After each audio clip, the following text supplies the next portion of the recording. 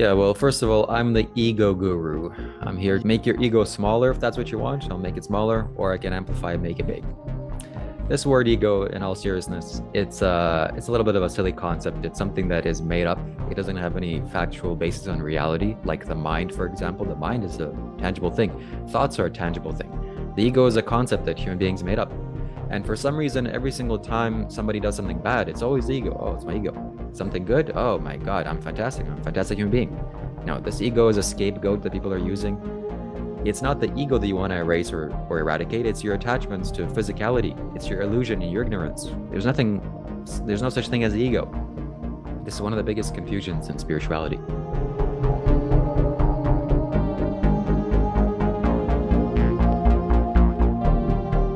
All right, guys, we have another special guest with us today. We've got Shiva Kailash Shambho. He's got his self-titled YouTube channel, and it looks like he might be an upcoming guru. I'm unsure. We're going to have to ask him some questions. Yeah, I think he's going to have some interesting answers based on what we've seen so far from it. But yeah. All right, guys, won't keep you waiting. Let's get into it. All right, well, Shiva, I just want to say thanks so much for being on the show. You've been popping up on my to watch videos on YouTube, and I was like, I gotta talk to this guy. I gotta check this out. I gotta see what's going on here. But I thought for our guests, maybe a good place to begin would just be to let them know a little bit about yourself and your journey to YouTube as an online guru. Yes. Well, I've been practicing meditation for close to 10 years now. First found meditation thanks to SN Goenka 10-day Vipassana retreat. Ooh. And did that because intensely suffering I was. Lots of suffering. So I wanted to try and transcend that, and very focused I was to meditate and do all these spiritual things. And then 2018, 2019, I came in contact with Sadhguru, and that totally changed my life. And I'm a devotee of Sadhguru. That's how I describe myself. And I'm strongly influenced by Shiva's energy also. You can see the statue of Shiva behind me. So this has totally transformed my life in ways that I have never imagined that it would. This is not something consciously that I'm doing. It's happening to me. Like falling into the rapids. The river is taking me where it wants me to go. I really don't have much say in this. So that's about me. Wow. Well, there's a quick, nice little summary there. That it's interesting that there's such a gap there between the Vipassana retreat. You know, I tried one of those things out and didn't actually go as good for me as it looks like it went for you. But I get that from Vipassana retreats. Some people really resonate with that type of a retreat. After going through that retreat, like, had anything changed in you that was noticeably, like, after going through that, like, wow, like, this has changed me? Not like that, but I gained the tools necessary for me to work on myself. And I think the biggest thing that changed was me realizing how important morality is. The Buddha gave the 5 moral precepts of not to kill, steal, lie, misuse your sexual energy, and intoxicate your mind. So I understood very quickly that these things hurt you quite badly if you do them. And I didn't want to do anything like that ever again. So that was the biggest kind of practical shift that happened. Brilliant. Wow. That's good to hear. I mean, it's good to know there's other people taking morality seriously and articulating solid thoughts about that. Kailash. Feels good in the mouth to say. Kailash. You went to Kailash, correct? Yes, that's correct. And had an experience there. And just from the total ignorant place that I'm coming from, I've heard Sadhguru talk about it. It sounds like either a magical place, a spiritual place, possibly a place where people connect with alien intelligence. Can you talk at all about Kailash, your experience there, or just it in general? Well, you said all three. All three are correct. It's a spiritual place, magical place, and a place where aliens connect and to go. It's a mystical library on planet Earth. It's the most mystical library that maybe exists on Earth. It's the most mystical place, what I mean to say. It's not only made for human beings, it's made for other life. So this library is accessible to not only human beings, but others as well. And who it's made by, well, we can say Shiva, but it's uncomprehendable. It's something so massive, something so miraculous, something so magical. You have to go and experience this for yourself, and you can do so a little bit by watching some videos on YouTube, Sadhguru's videos. That's how I got started, and recently I went. And I saw in one of your videos you said something about in 2026 you plan on doing another excursion out there and maybe taking some people with you. That's correct. Yes. So I'm putting this out publicly that if you want to go to Kailash in July of 2026, we're making plans to do so. And yeah, so pack your bags. Maybe see some aliens. There's a lot of alien drone stuff going on right now. Yeah, I know. You have to tell them. I guess they got it wrong. They think Kailash is in New Jersey for some reason right now. I don't know. That seems to be what's going on. But yeah, it's, you know, have you ever seen the movie Contact or heard of the book Contact? Essentially what happens is humans like mistakenly by accident come across an alien message that's got the blueprints to a machine. They build the machine and they got to nominate somebody to get in this thing. And it's a mystery. They don't know what it's going to happen. So this girl, Ellie, I think is the main character's name, gets nominated to go in the machine, and she meets with intelligence. And when she comes back, she's like, can't, you know, in the movie, she looks frantic, you know. And I feel like all of humanity is almost facing like a contact moment, like in all sorts of different ways. People are taking on the endeavor of deep transcendental meditation. People are experimenting with psychedelics. People want to know about the aliens, and we're in that kind of, some of us are ready, that we're psychonauts. We're like, I'm okay to go. I'm okay to go. Show me the thing. And one of the words you said that there, you know, was uncomprehensible. That's tantalizing to some degree. To some of us, the esoteric, want to know about uncomprehensible. What is this next frontier of consciousness? What are we looking at? How is this going to change things? How does it change the individual? How does it change society? Yes, very insightful question. How can I answer this? Well, Sadhguru has said that Kailash is something that you can't understand. If you try to understand, many yogis have tried to understand and they got sucked into it. They no longer are on earth, we could say. They vanish. Yes. So it's a place that if you want to understand it truly, you have to go into it. You have to immerse yourself with it. And I was there for 2-3 days and I wanted to stay so much longer. I wanted to stay longer so badly because it was such a powerhouse, but logistically we couldn't make that happen. So in July, we'll make this happen. But it's too big. You probably can spend a lifetime and maybe just scratch the surface. It encompasses everything that maybe you can know as a human being. It's in there, in a mountain, in an energy form. What? That's like the burning bush. You know what I mean? What's his face? Who went? Moses seeing the burning bush. You know, it's reminiscent of that. He went up a mountain to see it. Interesting. You have a lot. You've got a lot of options out there for gurus these days on, like, you know, who you could follow or be a devotee of. I'm curious about Sadhguru and why he was, you know, your choice. Was it just by chance the fact that you went to go see him? Would your life have looked different had you gone and seen another guru? What is it about Sadhguru that kind of sticks out for you that you like? Yeah, I know Sadhguru is enlightened. I've seen it with my own 2 eyes. I can confidently say this. And because this is what I was searching for, I devoted all of my time and energy and resources to studying him after I saw this.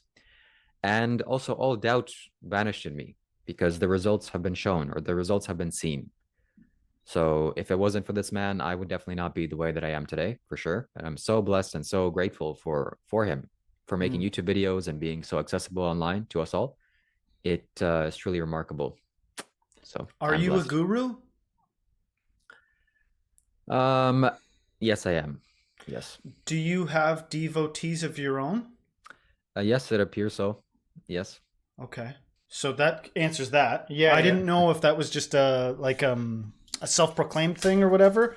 You mentioned enlightenment there a bit, right? Like the ability to understand that someone's enlightened, which kind of like leads me to the side of your channel where that I'm sure there are some people that be like, I'm not sure about this guy. Like, what is it? Is this guy trying to trigger me, or is this guy like authentic? Does he believe what he believes? Because I see a little bit personally of Osho kind of in you, that wanting to kind of like almost disturb people to get them thinking about to challenge their own beliefs. Maybe I didn't see that. I said I think he's being on. I think he's just telling it as it's true. I think he thinks that is a guru and is enlightened himself. Is it both? Maybe, I don't know. Yes, it's both. So to answer your first question, yes, I absolutely have the intention of triggering people. That's when I make private videos. I want to trigger people so badly. I want them to break out of their confusion, their ignorance. I want them to think. So I have that in alignment with Osho. It makes me feel very happy inside. And also simultaneously, yes, I know these things to be true inside of me. And I'm being honest. I'm not deceiving people, at least that I know. So there's no intention of lying or deceiving. Lots of people have like an idea, of what they think enlightenment is. From your perspective, what do you see enlightenment as? Oh, yeah. Good question. So we're going to take this word enlightenment. We're going to come back to this a little bit later. We're going to talk about the word realization or awakening. What this means is being free from suffering. That's fundamentally what this means. It's you realizing the basic nature of existence, of reality, that things are impermanent, that the ultimate nature of reality will cease to exist, will decay, at least your experience will. And coming to terms with that, just being okay with this, realizing this. It's not some achievement or some feat. You just realize something so basic, like it was in your room the whole time. Oh, there are my car keys. I just realized this. So it's not some magical feat. It's just you have to realize the basic things. And enlightenment is, I would reserve this word for Sadhguru, because Sadhguru truly is enlightened. What I mean by this is, in 2019, when I saw him on stage in Toronto, he walked on stage in the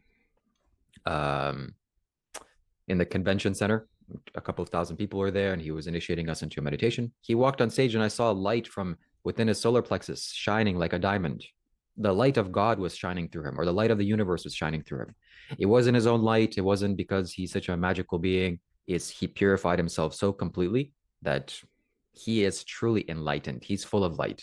I have not manifested that yet. That is amazing. That's utterly amazing. And other people claim that too, that they see similar things when they look at Sadhguru in real life. Is there anybody that can't see that? Let me think. I mean, I've never heard anybody say exactly what I said from the solar plexus, but people have said there's something to him, and every time they see him, it's something else, and he's definitely a mystical being. Like, I'm curious as to how people could have crucified Jesus. Like Jesus had a few people that saw him. He transfigured himself on the mountain. But in the end, there was plenty of people that were like, we got to silence him. We got to humiliate and silence him. And I wonder about that, even with Osho. I really dig Osho. But you look at that documentary about him, and the prosecutors were like, man, he was radiating evil. It's interesting the perspective difference people can have. You look at Sadhguru and you see him shining. You can imagine some person who's possessed by just a different ideology seeing something different, maybe, like, oh, he's a threat or something. Absolutely. I think that's what it is this is just coming to me now, that people like this, they trigger people's ignorance, and that can feel bad, causes a lot of friction. So maybe they mistake this feeling of overwhelming needing to change for this is the source of my problems, or this is the source. This must be something evil. So it's just confusion. When you were talking about enlightenment there, or not enlightenment, sorry, awakening or self-realization, you were rhyming off a few symptoms that humanity has, like the suffering, being able to face their death and all that stuff. And a lot of normies, which I maybe throw myself in there, like a lot of people would say, like, I'm aware of those things. What is the barrier? What is the thing that they're not seeing about that gives some spark or understanding that, changes their life or leads them on a path to enlightenment, maybe? What prevents people from going down this path of enlightenment or spirituality? Well, yeah. Because a lot of the stuff that you rhymed off there about like suffering, I think of a lot of people would say, well, like, yeah, I suffer. I'm just a regular person. I have things that cause me suffering. I know that I'm going to die one day. Is it illusion? Yeah. That's very interesting. I think that it's quite hard to do this, first and foremost. Second of all, maybe people think that there is no end to this. This is just the nature of reality. You have to suffer, and there's no there's no option. Thankfully, I saw the difference. I saw that people have transcended this. And also the sages and ancient texts say that you have to have some karma in order to go down this path. It's not just, willy-nilly you are born and you fall into this. You have to have some good work. In like what, past lives or something like that? Past lives, this life, ultimately karma or good karma is generosity, doing things that improve life, not doing things that are detrimental to life. Some people have like visions, or I don't know, like some understanding of their past life. Can you remember any of your past life, or do you know where you've been? Where like what has kind of like led you into this role that you're playing now? Yeah, in 2019, I was sitting in front of a meditation hall in Burma, in the Pa-Auk Dow's Forest Monastery, for anybody that wants to Google that. And I was meditating for 8 hours a day at that time, every single day. That's all I would do. And one night, one casual evening, I was sitting for meditation for 4 hours. That's my time slot I allotted. And a memory just flooded into my mind. This wasn't an imagination. This wasn't my vision. This was something happened. And it was me a long time ago. I was an old man, old Thai man wearing the Buddha's robes, the monks' robes, the Buddhist monks' robes. And essentially, I came up to my teacher and said, "Hey, my friend, I'm getting old and I haven't gotten realization. I don't know still. I'm still confused. And this is not acceptable to me. And my intention is I want to come back again as a young man. I want to get everything that I can know. I want to know everything. And then I want to teach the world. I want to spread this far and wide." When I emerged out of that memory, my whole life made sense. Why I have such a burning and intense desire for this, and other human beings don't. And I'm just so relentless on this path. So it kind of cleared things up a little bit in me. Well, I like it's an interesting story about your past, because typically when you ask people about past life regression stuff, it's like, I was the leader of an army, or it was like, it's always something ridiculously like positive. I love the fact that it was like, I was an old man just wanting something. And so, because typically, like usually when you listen to past life regression stories, they're way out there. Yeah, that's true. Seems like that would be one that you'd be more like, there might be a lot of people with past life regressions where it was like, I spent a lot of time sitting around, and then maybe they just don't want to share that because it's the guy who's like, I'm telling you, I was like a Viking. I would put my armor on, that might be just intuitively a more fascinating story, but that's still fascinating as anything. Your past life regression, it really is. I don't have another question after that. Well, I do, just for your students. Like when people come to you or they're asking you questions, where do you start with them? Is it typically people coming to you who are like curious about spirituality, trying to, find the first steps to take? Is that what you are typically running into? Most of the people that follow me and watch me are very intense devotees of Sadhguru. That's naturally people who gravitate towards me. And I don't say these things, somebody finds me, oh, look, I was this person this long ago. No, this is more kind of sensitive or gentle. So when people ask, I answer. I don't hold you to the things that you say, because I understand that it can be, as somebody that has got 2.6 thousand videos on there, a lot gets said. But there is one video where you mentioned that you looked at Sadhguru and you saw this as a good template for your life. Like I want to emulate that. That's good. I don't know. Do you still feel that way, that you wish to be like Sadhguru, or that's the template that you want to emulate? Is that still true? 100%. Yes. Correct. So that being said, are you cool with other people wanting to emulate you? Like if there was some guy that came along that was like, I'm going to be just like Shiva Kailash, I'm going to dress like him. I want to be like him. Is that okay? Yeah, that's okay. I don't see any problem with that. Yeah.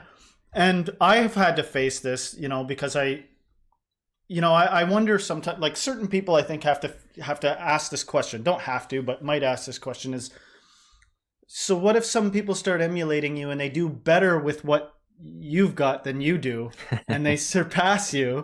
You know what I mean? Is this a problem? Has this come up? This is egoic stuff, but yeah. I wonder, Maybe, sure. My human personality may not feel too good, but hey, all the best, I guess. Good job. Right. Keep There's going. always a new dream to dream up. You can always be something new, right? Yes, absolutely. Yeah. I feel like you're doing this one with your whole heart. You're putting everything into this character that you are now. And it kind of like leads me into the next phase of questions where you've mentioned a lot about ego. You tend to take an untraditional view on this because definitely it's within the spiritual community that like you got to kill your ego. And I've always, me personally, honestly, I've been on the fence about this. To me, from when I look at the ego, I see it as something worth identifying it, seeing it, and there's levels to that. What are your thoughts on ego first? Why don't we get that out? Yeah, well, first of all, I'm the ego guru. I'm here to make your ego smaller if that's what you want. I'll make it smaller, or I can amplify and make it big. This word ego, in all seriousness, it's a little bit of a silly concept. It's something that is made up. It doesn't have any factual basis on reality, like the mind, for example. The mind is a tangible thing. Thoughts are a tangible thing. The ego is a concept that human beings made up. And for some reason, every single time somebody does something bad, it's always the ego. Oh, it's my ego. Something good. Oh my God, I'm fantastic. I'm a fantastic human being. No, this ego is a scapegoat that people are using. It's not the ego that you want to erase or eradicate. It's your attachments to physicality. It's your illusion and your ignorance. There's no such thing as the ego. This is one of the biggest confusions in spirituality. What would the ego even be? Like a tribe of entities or something? Like, I think that when you go in through the caverns of the mind, you might find concepts like compartmentalization, meaning you're aware of something, like you know, unless you can claim like, I know literally everything. Really? You know quantum physics? Like there's some ignorance, there's some blind spots, but you can explore your mind, right? And I think one of the things you might find is a multitude of, you know, my personality changes depending on if I'm in a courtroom or if I'm hanging out with my buddies. Like there's personalities in there. There's conflicting desires sometimes within the mind. So what could the ego be other than like the synonymous with the mind or synonymous with psychology or something like that? It's worth deconstructing and reconstructing and playing with. But to me, it's almost like when you say the ego, sometimes people use it interchangeably with like, what, like your soul or something? Or just like you said, everything bad is the ego, but there's a place for all that. Yes, correct. And I think you said a very accurate word. You said compartmentalization. This is, I think, what the ego is, because you compartmentalize your mind. Oh, I'm this way and this ain't good. And then something else maybe change. And that's where the problem arises. So you don't want to compartmentalize anything. Everything is just here and now, one thing. Open all the boxes, see what's in every single one of them and understand all of it. But that's antithetical sometimes because, like, let's say you're in a remarkably oppressive environment where somebody's essentially like, I want you to turn off this whole part of your mind and focus on the task at hand. Like you're in an oppressive situation where the full range of your mind is being limited for, you know, like you won't survive unless you do that. You compartmentalize, you like ignore some things. But given you the opportunity to meditate for 8 hours a day or explore some of these things, I think that can be the work of spirituality sometimes, is opening all those boxes you compartmentalized through your life. You know, when you're in school, sit still, be quiet. You're like, what's going on? What about all those parts of me that I shut up years ago, and I reopen them up and see what they have to say? You may say some surprising things, some antisocial things, for Pete's sake. You know, this seems to be some of the work. I know I'm ranting a bit, but I actually think it makes a little bit of sense. Yeah, I wouldn't change anything you said. Don't have anything to add to that. I think that was perfect. Yeah. Cool. So do you see kind of what you're doing now as opening one of those boxes and exploring the world of the guru to the fullest? Because when I've watched a lot of your content prior to going into this, maybe because like yesterday was like clean the house day, so I just like put in my earbuds and I listened to you all day and all your conversations, and it feels like part of what you're doing is also like you seem very attentive, like you're also learning off of the guests that you're building, scaffolding almost. It seems like that's kind of also what you're doing. Or do you see yourself as someone who has achieved a high level of understanding and you're disseminating it amongst those who are watching you? Or both. Or both. It's probably both, but Yeah, both. I want to touch upon this topic of being a guru, what this guru means. People think that I'm trying to be a guru or I'm pursuing being a guru. This is incorrect. This is something that has happened to me. yeah. What I strongly believe, Sadhguru kind of initiated me into this. And what a guru means is not that you have lots of teachings or you're super smart or you write lots of books. Is you have the energy necessary to transform people's lives. You've gone down a certain path or you've gone down into the rabbit hole and you can take people in there. So it doesn't have anything to do with your logical mind or understanding or even your life's experiences. It's something that's an energy. It's an energy. And yeah, simply touching people with your hands or with your voice, it changes something in them energetically. So this is what I'm doing. Do you have an overarching message for people? Yes, first things I would say is practice morality. This is these are good rules, training rules for being a human being. So you don't kill living beings, you don't steal from others, you don't lie, you don't misuse your sexual energy, and you don't intoxicate your mind. This will make you stay away from trouble. This will make you avoid pain in this life. Secondly, I would say it's very wise for you to avoid making conclusions. Conclusions is the pitfall of the mind. Because you're watching me, if you're a viewer out there, you're watching this video and you've made conclusions about me. Oh, this person is this way. I'm sure this person has these beliefs. And those conclusions, they clump the mind and prevent you from seeing the actual truth. So don't make conclusions. Even if you see an apple, it's 100% an apple, but don't conclude it's an apple. That conclusion mechanism is what's stopping you from perceiving directly what reality is. Don't make conclusions. Very logical. Yeah. Actually, like I watched one of the videos and they had a guest on there or a phone-in guy or something that was seemed to be going for a gotcha approach to you. And I noticed that even if you make some radical claims or something like that, I can see that you care about logic. Like you care about the actual, it's like not just chaos or something, you know?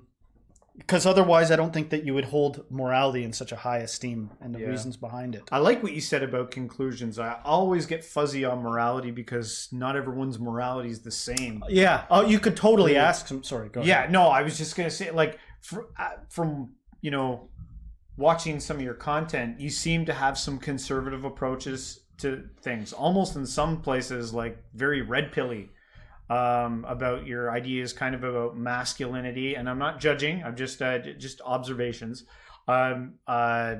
which is weird because a lot of gurus tend to have some progressive. There's like Sadhguru seems almost a little progressive.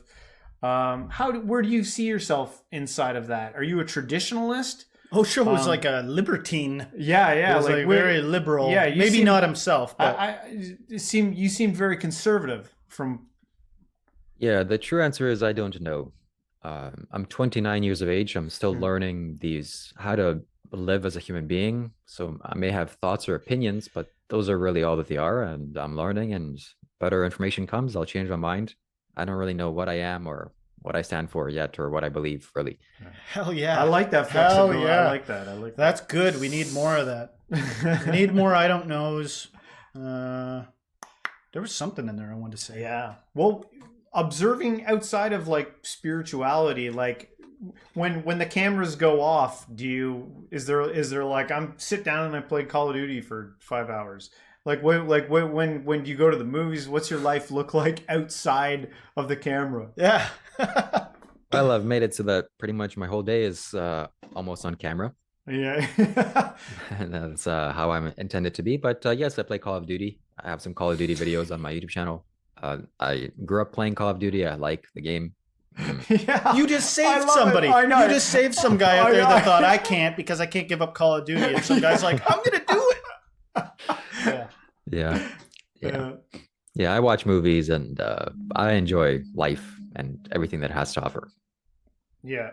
No, I like that you said that. That's sometimes some of these things. Like I'm actually not. I appreciate someone that regards morality. But I'm not hard.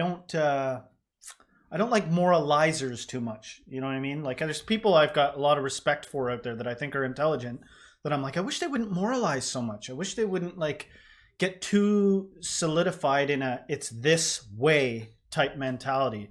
Like earlier I was talking about that guy that was almost had that gotcha approach, and you didn't even have to defend yourself. Like the one guy that was that initially almost seemed like he was arguing with you started to come to your defense, because this guy was like, he's not enlightened, he's not this, and he was trying, and he started to kind of, his argument collapsed on itself, because people were of course giving examples of people that were enlightened that came from, you know, a variety of backgrounds, you know, not just some kind of it has to be this way process. You know, there's a flexibility in there that I think is like a growing frontier for humanity that I think is good. It doesn't have the same illusion as traditionalism or I don't know, some kind of conservative structuralism that we've had, but I think if people can bear it, a little bit of this open-mindedness, the willingness to be vulnerable, the willingness to say I don't know, the willingness to say, I'm going to try to be this, you know, I'm going to say I'm this, and then, you know, I may contradict myself. I think that we need a little bit of that flexibility in this really paradoxical universe and in this growing world. You know? Well, I like the humanity you kind of brought to it there. I love the fact that you said, yeah, I play Call of Duty. I love that, because I think a lot of people get turned off with spirituality. One thing is they seem to see it as just another form of religion, which I don't think it is. And they say, well, okay, well, maybe then I can dabble. Maybe I can try some of these things like meditation and sit down for 8 hours and see what happens to me. Imagine somebody that was like, had a horrible diet or something, right? Like they were like on a pure Twinkies diet, and they were like, well, I eat so many Twinkies, there's no point in me eating some broccoli. It's like, no, it would still probably be somewhat of a pot, like either eat only broccoli and vegetables or don't even do it at all. It's like, introduce some vegetables into your life, you know, and see what happens. You know, sometimes it takes baby steps towards something good. That's a point. Absolutely. Yeah. The states of the world right now, do you have any thoughts about what's going on? You're in the States, right? I'm in Toronto, Canada. Oh yeah, I got that. I should have known that. Toronto, Canada. I picked up on that. Fellow Canadians. Yes. So, but with everything that's going on around the world, do you have any opinions about major world issues? Even the aliens that are floating around New Jersey right now. I don't know. Yeah, I would say that until the time of 2036, this is like a child growing through teething pain. We're going to have lots of challenges and things that we need to figure out as a species and as a planet whole, and lots of challenges to come. So what's 2036? Why did you pick that number? This is what I feel the cycle is changing. 2036, the cycle will change and something much better will come. Also, this is going to be kind of like the birth of AI and technology. Technology is going to advance and it's going to take over everybody's life and job, and it's going to make life so much easier. So it's going to get much better. Hell yeah. Better with a little bit. Got to go through the resistance to that, though. Got to go through the, I don't want to. Really? Come on, you know? But yeah. 100%. All right. We had one guy on here who was an enlightened, like you talk to him and he would be like, I'm enlightened or whatever. I think he would say that anyway. He came off as an enlightened guy. And one of the questions sometimes we ask is like, how long until we see some kind of like collective enlightenment across the planet? What are we looking at? And he was like hundreds of years. What do you think about that just off the cuff? You know, do you think he was somewhat accurate about that? Sometimes people are like, I don't know. I don't even know if we're going to make it. But yeah, you know, I'll have to mention this. The reason why I say I'm enlightened, it's a little bit of a ridiculous claim, and I understand how absurd it is, and people in spiritual field instantly are off put by this, but I'm doing this consciously to just to shadow your doubt. At the very least, that's what I can do. If this one sentence leads you to my channel and make you watch my videos, that's enough for me. Yeah. And how long is this going to take for people to become enlightened or awakened? I see this happening now. People are way more conscious than they were 10, 15, 20 years ago. It's much better. And maybe in 100, 200 years, everybody's going to be, walking around barefoot and singing Kumbaya, and it's going to be great. Beautiful. I love that you come out and just say I'm enlightened, because there's this thing in the spiritual community where it's like faux pas. You don't say that you're enlightened. I know, which is kind of ridiculous. Say that you're enlightened. You gotta wait. It's like being cool. You can't say I'm cool. People will be like, no, somebody else gotta say you're cool. I get afraid to ask sometimes. I want to be like, so are you enlightened? And I'm like, I don't want to offend them almost, but like, I like the fact that you just come out and say I'm enlightened. Yes. It's The best is talking to people that have no reference for it. They're like, what is it? Yeah. What is enlightenment? Yeah. It's up to you to discover if I'm enlightened or not.